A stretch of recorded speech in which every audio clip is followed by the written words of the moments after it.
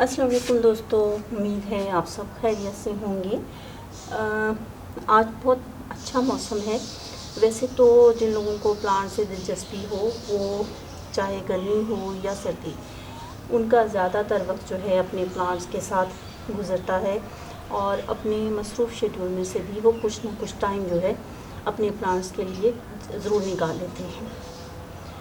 लेकिन जब मौसम भी बहुत मज़े का हो, आज सुबह बारिश हुई है, बहुत अच्छी हवा चल रही है, ठंडी हवा है, हब्स ख़त्म हो गया है, तो उस वक़्त ऐसे मौसम में तो लाज़मी कुछ ना कुछ काम ना भी हो आपके लॉन में, तो आपको वक्त स्पेंड करना बहुत अच्छा लगता है और आप उस मौसम को भी इंजॉय करते हैं और आपके प्लांट्स जो हैं उनके साथ भी आपका वक्त जो है गुज़रता है।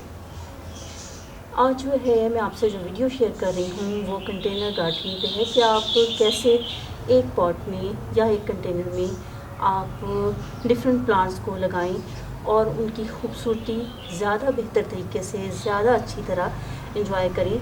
और ये इतने खूबसूरत लगते हैं कि आप हैरान हो जाएंगे कि ये प्लांट पहले तो खूबसूरत था ही, अब इसकी खूबसूरती जो है मज़ीद बढ़ गई है। तो मैंने आज जो प्लांट जो हैं सेलेक्ट किए हैं, एक तो उसमें मेरा ये प्लांट है, सिंगोनियम का प्लांट है, इसको एरोहेड भी कहते हैं। ये रफल फर्न है। उसके अलावा एक ये प्लांट है। अब आप इसको क्या कहते हैं, इसको बाज़ लोग ड्रेसिना भी कहते हैं, टी प्लांट भी कहा जाता है। आप क्या कहते हैं इस प्लांट को, ड्रेसिना या टी प्लांट? मैं आज ये 3 प्लांट्स जो हैं इस पॉट में ग्रो करूँगी। इनकी सॉइल जो है वो मैंने थोड़ा नरम कर ली थी ताकि आसानी से निकल आए। अभी भी जो है इसको थोड़ा सा निकलने में प्रॉब्लम नहीं हो रही है।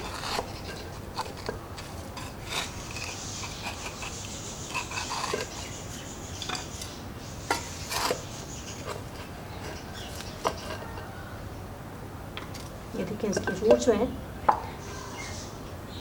रूट्स कितनी ज़्यादा जो है फैली हुई है और इसको जो है हम ऐसे एक साइड पे लगा देंगे इस तरीके से। और इसके बाद हम इसमें थोड़ी मिट्टी जो है ऐड करेंगे इस तरह, ताकि ये प्लांट जो है, इसको साइड में लगाने की एक वजह ये है कि ताकि बाकी जो है प्लांट उनको अच्छे से लगने का मौका मिल जाए। इसका रुख जो है थोड़ा सा हम ऐसे रखेंगे, रुख इसको मैं थोड़ा सा तब्दील कर लेती हूँ, इसका एंगल जो है इतना मज़े का नहीं बन रहा। इस तरीके से ऐसे हम इसको लगा लेंगे। उसके बाद ये सिंगोनियम का प्लांट है, इसको भी मैंने थोड़ा सॉफ्ट कर लिया था। इसमें कोकोपीट ऐड है तो ये आसानी से निकल आता है। जब आप सॉइल में कोकोपीट ऐड करते हैं तो उसकी निकालना ज़्यादा आसान हो जाता है। सिंगोनियम जो है, अब आप ये देखें, इसको ड्रिलिंग के ज़रिए आप कई प्लांट्स बना सकते हैं। ये देखें, ये अगर आप चाह रहे हैं ये है, इसकी भी अगर हम ड्रिलिंग करें तो इससे भी ये आप देख लें कि कितने प्लांट्स जो हैं आप बना सकते हैं। मैं आपकी देखती हूँ कि इसको मैं इस तरीके से इसमें लगाऊंगी।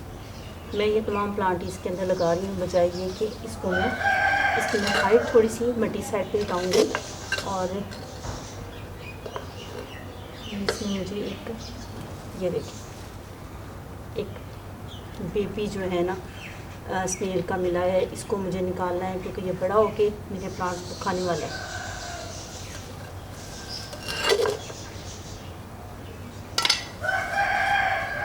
इस तरीके से इसको मैंने यहाँ थोड़ा सा इसकी हाइट में नीचे रखी है। ये ख़राब लीव है, ड्राई है, इसको मैं रिमूव कर दूँगी। ये इस तरीके से साथ साथ में थोड़ी सी सॉइल जो है डालती जाऊँगी ताकि प्लांट जो है अपनी जगह पे जहाँ पे इसे मैं लगा रही हूँ लगे। ये अब इसकी ये लुक बन रही है।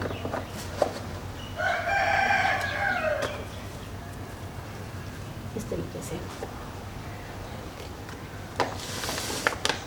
अच्छा, अब ये प्लांट जो है मैंने इसमें से निकाला। ये प्लांट जो है ये रफल फर्न है। वैसे तो ये कि इसमें कोई आप ऐसा प्लांट जो है वो लगा सकते हैं जिसको थोड़ा सा नीचे, जिसकी स्टेम जो है ढलक जाए, नीचे की तरफ लटकी हो, तो वो ज़्यादा खूबसूरत लगेगा। अभी मेरे पास कुछ ऐसा प्लांट नहीं है मतलब जो इसमें मुझे लग रहा है कि अच्छा लगेगा लगने के बाद, तो मैं इसमें से ये रफल फर्न है, इसकी जो है कुछ ब्रांचेस ये स्टेम्स हैं, इनको मैं निकालूंगी और इसको मैं इसके अंदर ग्रो करूँगी इस तरीके से।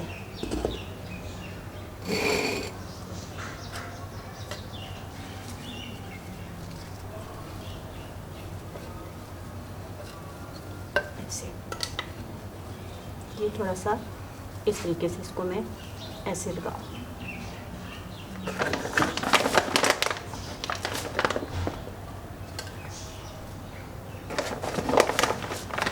मिट्टी जो है हम इसमें डालते जाएंगे इस तरह।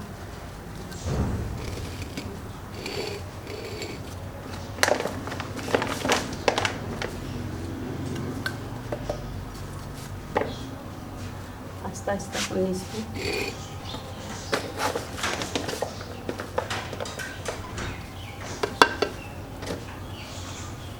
इस तरह हमने इसमें मिट्टी ऐड कर दिया। अभी भी इसमें जो है कुछ थोड़ी सी कमी है, कोई थोड़ा सा ऐसा प्लांट जो इस तरीके से जिसकी स्टेम छलक रही हो वो इसमें लगे तो ये ज़्यादा खूबसूरत लगेगा। अभी आप देखिए बहुत खूबसूरत लग रहा है। अच्छा, ये रफल फर्न जो है ये इसको मैंने इसमें ये देखिए इसको भी सेपरेट करेंगे और इसकी भी ड्रिलिंग के ज़रिए इस तरीके से प्रोपेगेशन आसानी से हो सकती है। और इसको मैं इसके अंदर ही लगा रही हूँ इस तरीके से। ये इसके अंदर ये लग गया और आप ये देखें कि ये प्लांट जो है आपको नज़र आ रहा होगा कि कितना खूबसूरत लग रहा है।